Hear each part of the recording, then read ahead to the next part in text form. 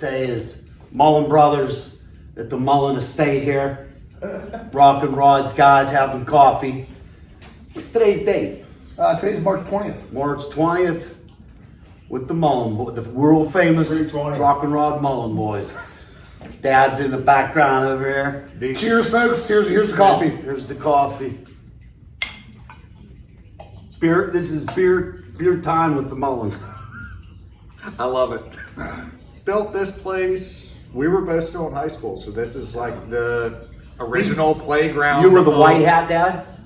You were the white hat on this job? Yes. Yeah, definitely pointed. Did you holler at him a lot? Yeah. Them chasing you around with hammers. And Every hole in that insulation is a wrench thrown. Yeah. By or at one of us. So this garage got some stories. This garage has lots of stories. We were very much raised inside of here. Yeah. Very much raised. And you were born in Bear Rocks? Born right here. Right here? Right here. Yep. This is home. And This you're not is- leaving. Ever. This is final resting place. Dad's final resting place. We've both moved off the hill. Yeah, as they say, We're shit close. rolls downhill, and he's Norvell, I'm Mount Pleasant, and here, but we still call this hell. right. And it's one of those things. Even though we always had the garage, even the one that was under the house before we had this, Dad was always working out of the garage. We had 4-wheelers and dirt bikes. Dad called it the gas-powered babysitter. Yeah. As long as you Go could play, hear kids. the bike running, you knew the kids were okay. As soon as the engine kills, you go like this. exactly, poked up. You boys all right over there? Kid down. There's a kid yeah, down. Exactly. And truthfully, he may have just been taking a piss in the corner, but still, from his perception, it My was. grandson Evan, he started out on a PW50, Yep. and it came with training wheels, but there was no way I was letting him use them. You know. My daughter, she started riding her PW at just 2.5 or 2 Wow, and 3 that's quarters, almost amazing. 3. That and is amazing. She's been ripping. No I training hear wheels they now. have classes that are Yeah. just PW Yeah, classes. they both race. Yeah. Where do you race out here locally? Is that with kids? Well, they race at Norvell or Latrobe Speedway. And that's where Friday night lights. That's where they have the dirt track. Yeah, like they have trucks the dark racing. Yeah, and stuff. and then Smoky Pines. We also Yeah. go. Shout out to Smoky Pines. Yeah, they do a Mike- lot for the kids. It's, Mike awesome. Shatosky is Awesome. involved with the Latrobe track. Yeah, he does the dirt track. I think Duke's down there a good bit. Yeah, because they yeah. do. I think Saturday nights. Is, Saturday nights, yeah. My buddy, front track cars. Billy, he does something there. I thought we'll start. I don't know what he does, but There's a lot of motor madness that happens off the mountain too. I talked about with Mike, and then again last week with Casey about how many hot rods there are on the mountain compared to other areas. There's something it's special just about crazy mountain. up Yeah, there. there's something And then special about Casey mountain. told me, Yep. when he was a kid, it was the same way. It didn't just get like that. It's always been a motorhead mountain. I mean, I'll background to our childhood of being knee high. Dad used to bring us over here to the old White Lightning races up here in White, PA. Yeah. And that was the home of $20 Hill. That was a big hill climb. They had a dual obstacle course and All Jeeps, all off-road vehicles, dirt tracks, and that got our blood boiling as kids. We would go to Brown's Corner Store on the corner of That's the Bear kind Rocks of thing you never and White Road. never And remember. Dad would give us $1, and we'd go in to buy penny candy. So you got $1 worth of penny candy. He's out You got the $1? out the Jeep. Yeah, we got I'm $1. older. We used to go get in. $1. We go in, get our penny candy. We go to the Jeep races all day. We had a blast. But we've been around horsepower and engines and building Internal stuff combustion. for forever. So let's fast forward from mini bikes and dirt bikes to then you turn 16, start into the hot rods, and then how'd you make the leap to rockin' rods? Because that's what I'm interested in, rockin' rods. I mean, we were surrounded by cars. With Dad being in the tow truck industry, vehicles So were did you get the some family kind of business. repo car? So again, I think the first car I bought and sold, I was 15 years old. Oh yeah, we were flipping cars way before we were. Couldn't even drive yet. Yeah, before we were allowed. Repos. Not even repos. No, just just Dad whatever had came up. connections everywhere of stuff, and Dad was on. There was a point where like the whole driveway was lined with Jeeps on one side and Volkswagen Bugs on the other, and that's what Dad did for a lot of our childhood was towing and flipping Jeeps, off-road Jeeps, because White Lightning was right up the road too, which was awesome for that side of it, and then the Volkswagens, he did awesome. V8s. Yeah. So the show's coming up. Before you know it, time flies by so fast. Third Saturday of July, July 19th at Bullskin Fairgrounds. Be there or be square. So we're gonna run down how many feet, turn around, loop around something, and come back. So down. the thing we've brought this year, multiple things we brought this year, is we are going to do what is called the Bullskin Barrel Race, which pays homage to the rodeo. the rodeo that is at Bullskin. Thank you, So Bullskin Fairgrounds. we started doing dirt racing up at our Wonelli car show that we do. Help out Ben Brown and Wonelli Farm, and it's a down around a bale and back into a stop box time trial racing. And the stop How box. far? Oh shit! Up at Wonelli, it's long. We'll call it Mullin discretion. Yes, And what is yours gonna be? Long or short? Or it's gonna be shorter than Wonelli, but I'll be on the limiter in second gear in my car before you hit the turn. Yeah. And if I can be on the limiter in second, you're getting pretty good, Yeah. and then you're whipping around a barrel, coming back You out. gotta like flip. You gotta One, throw the ass. yeah, 180, whip that bitch around a barrel. It's one of those, what was Lightning McQueen and the Hudson Hornet? Yeah. You have to turn right to turn left. Yeah. You So need to have that finesse. Flip to the it. corner back into a stop box, then your time. And the stop box is the important part because as soon as you cross over the stop box, disqualified, doesn't matter what your time is. Yes. It's one of those ones you have to know and understand your car, not only just to be You gotta know how to fast, stop but it. know how to control it. So coming from two people that don't have much horsepower in cars, it takes the horsepower and the money out of racing. Right. It is a right. driver's race. Who can drive from here when the checkered flag is dropped down around around the barrel, back up and stop in a box in a timely manner? You get out there in a 4-cylinder car and spank somebody that has 1,200 horsepower because they can't drive. Hell, chart. What about Brown- snow tires? They legal? We'll let it slide. Again, Studded tires. it's going to be to Mullins' discretion. Yes. Day of. All Mullins' discretion. rolls are mood. Yes. Yeah. No four wheelers though. No No four-wheel four-wheelers, no four-wheel drive at all. It'll be rear-wheel drive vehicles only. No real. Well, you really need a rear wheel drive to make To that whip the barrel. corner, yeah, to make it worth. And that's going to be in the arena this year. So That's like, where I'm taking pictures. everybody's going to be able to come in, sit on, Either side. bleachers, sit up there. His loud mouth is going to be up on, this big PA throughout. It's going to be an awesome event. From one man with a microphone to another, I might need to call in Mike Satosky for a co-host of that event. Ooh, That's would, a good idea. that would be good. That would Nothing be more good. powerful Mike than the Satosky. internet. Nothing more powerful. Mouth of the mountain, get down here. And then we're going to do what we're going to call the hot box. And we're going to try to bring the burnouts from the road inside the Oh, fairgrounds. that's a good safety issue. To try to, like I said, I don't, but this year's going to be a big push to keep all the excitement contained within the fairgrounds. There's enough things to keep you entertained inside Bullskin Definitely, Fairgrounds. definitely. There is no reason to be Between dangling the on that band here, and too. the cars and the food, The girls, and food, the shopping. kids stuff. We're doing stuff now inside the arena. The You want to stop by and see Scooterville when you're there. Of course, gonna have. And gonna we're have- hoping you bring a shit ton of bikes too. So Yeah, the more two wheels, the better, because we can park a heck of a lot more of you. So we would like as many motorcycles as we guys can. So you Scooterville guys out there, you don't want to miss rock and roll. Smoking Pall Malls and drinking heat, you are fucking badass. I mean, they're just. it's the first time he's ever heard that.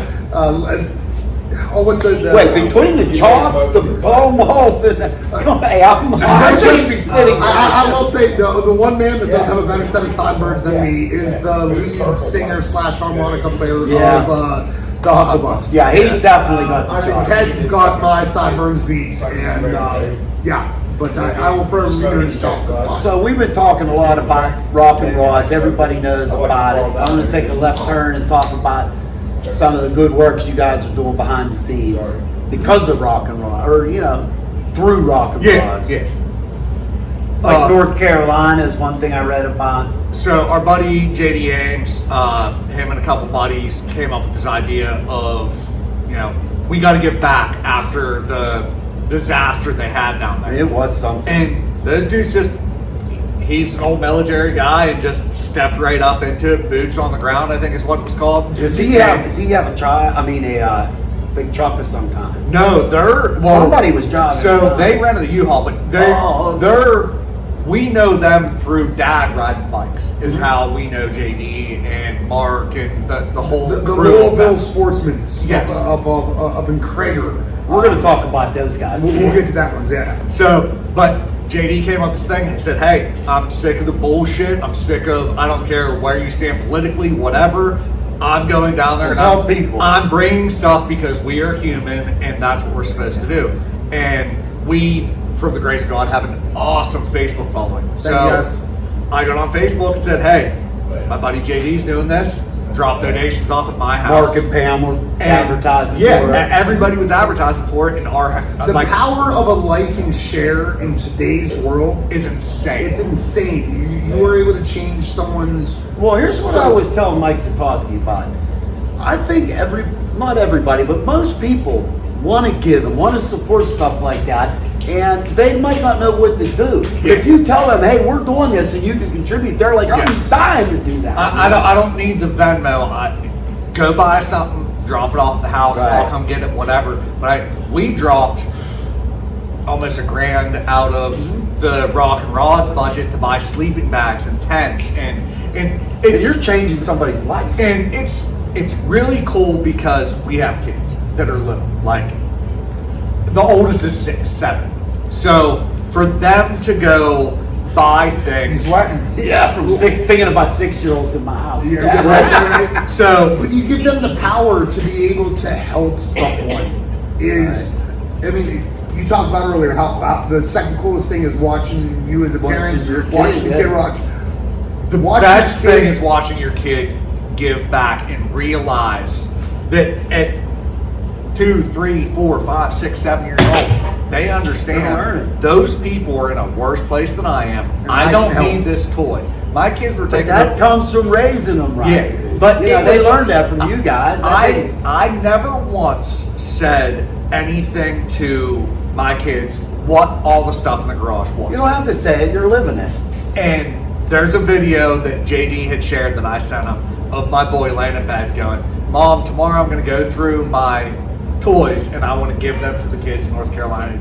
That's what you got to keep an eye open for. We had a flood in Skooterville 2018, wiped out town. I mean, we were underwater, and these 2 hot girls I know were hanging around at the time. They went and made a run to the store, and they came back, and because now the flood recedes, and everybody's on the streets. Everybody's got basement full of muddy shit water, and these girls went and made sandwiches, chips. They made a bag lunch, and they went around and passed them around to everybody, What and then other people were passing out 5-gallon buckets with bleach and rags and gloves. It's stuff people everybody never was forget, trying too. to do. Yeah. Right. The passion that people want to help is there. So many of us are blessed. And another one that we'll talk about is our Jam the Van event, which is a toy drive that stays local. I like local stuff because you get to see what you're helping. Again, we're huge supporters of our own backyard. We are within the Mount Pleasant School District. We paired up with Medic 10 EMS, Helltown, ourselves, and a couple other local establishments. And we raised, if there was a dollar amount to it, I'd have to say at least $20,000 worth of toys. I mean, $20,000 worth of toys. We had Corey's van through. It was out of the roof. Like he opened up the doors and it just fell out of toys. And 2 ambulances. Yeah, it was so much stuff and so much things gave back to our local community, whatever we can. What I told Mike, I stand by. Anytime you give, you just get it back. You get double back what you gave. That's an understatement. We started kind of our charity stuff at, I think it was year 1 or 2. Vaughn down at... I like maybe bringing everybody come to the show. I'm talking about the future. Yeah. Bring a can. Yeah. Can good or something, throw it in a... So every year that we've had our show, there's been some sort of charity drive. And to Zach's point, our first one was It was the dog place. Moto Mutts. Moto Mutts. And the guy that does our shirts I used to is... date a girl. That was her name. I'm still not paying taxes. whore. I'm not paying taxes on that kid still. Vaughn down at All About Graphics was this big supporter of the Moto Mutts. He had a couple guys there or whatever. And they would just do bike stuff and collect money, or you had to count the zip ties on a bike, and it cost you so much money. But all of it went back to not just a dog organization, but to any animal shelter around that needed something. They would take the money, buy dog food. So we get back to them for. And who doesn't love a dog? Yeah. Axel's been hanging out with us here all day. That is 100% where it started. And it's grown into our local fire department. Last year, almost That's always good to $2,000. support. We did when Mike was real sick. Mike Carnes, God rest your soul. When he was real sick and battling his fight with cancer, we did the Kohler thing with him, and I just would walk up to his wife Tracy with tears in my eyes and bags of money. Yeah. Here. I'm not counting it. I don't want to know how much it is. People are supporting people. Here you go. And There's still hope. There's still hope, folks. And he didn't make it to last year's show, and that was a huge bummer because Mike was a good dude and did the sickest bike burnouts on 982. And the year that we raised the money for him on the Kohler when he was going through his cancer stuff, he was like a day or two out of chemo, way down, brings his bike out there and just Melts it. ripping on it. And it got to the point where the bike was too much for him to take. So we took the golf cart out and put the bike up against the golf cart and just let him roll The him golf cart like this. Or until the tire pops. Yeah. Till the tire pops. He gets off of it, gives it to Shane, his boy. It's like, you take it back. I'm done. I'm done. But like, that was an awesome. Selfishly, that was my awesome farewell to Mike at the car show. Was him doing. He's a Laurelville sportsman. Yeah. No, we get back, and then last year we did koozies. I burnt one at Rock and Rods for Mike, tried to help Tracy out with some, going through his death and everything. And last year we raised all the spectators that came in. We asked for donations. Mm-hmm. Just donations. Not a set fee, but all we want is your signature. That's a nice way to do it. Yeah. Come in, toss $1, toss And a it's $5, up whatever. to them what they can afford. Yeah, listen, if you come in with a family of 14 and you have $2 to spare, thank you for your donation. That went to the Skooterville volunteer fire department. Those guys always need help. Talk about the future of Rock and Rod. Rock and Rod's 37 or something. What do you foresee? Let's start with Rock and Rods at 8. Yeah, let's just get through Okay. that right now. So we talked a lot about the shenanigans that we have done in years past. Duke's going to be police chief this year, and he's going to straighten it all up. All the shenanigans. Officer Miller. I love Duke, and this might get edited out, but my favorite thing about him is he walks around with, and this is his job for us. He gets a t-shirt, and this is what he does. He walks around with money in his pocket, and if he hears anybody bitch about the show, he walks up to him and goes, "How much you pay to get in here?" "Oh, $10. Here's $10, get the fuck out." That's perfect. And that is Duke's job. It's If good. anybody's got a bitch, Duke's going over there and telling you to get the fuck out. I used to own a tattoo shop, and Duke came down and set up with me for a while and was working down there. And I had another guy that worked there who was pretty timid. And if any customers came in and there was any kind of static, Duke would just step up and go, "You're out of here," and that would be the end of them. And they didn't say it quite like Yeah, that. no, but still, it's unnecessary. And if, when you have an enforcer that will say, "Hey, this is unnecessary, get out of here," it's refreshing because we're all just here to have a great time. I don't understand why there's a dick measure match or anything along those lines anywhere. It's just, let's just have a good time, surround yourself What's with the good people. sense in it? What's the That's- sense in it? Since I had some health issues, I've changed my attitude. I'm all about enjoying the ride the rest of the way, whatever that is going to be. Amen. Enjoying the ride. Yep.